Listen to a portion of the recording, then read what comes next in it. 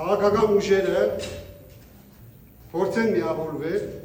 եւ վերջնականապես իշխանազրկել քաղաքացիական պայմանագիր կուսակցությունը։ Հաջորդ դիտարկումը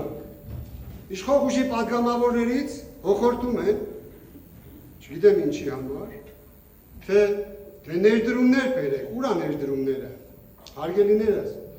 ասեմ ձեզ իմանաք, որ ներդրումը ոչ մեկ հորտնից չի բերել, դա պետությունը պետք է պարարտ հող պատրաստի, որպեսզի ներդրողը գա, ներդրում կատարի։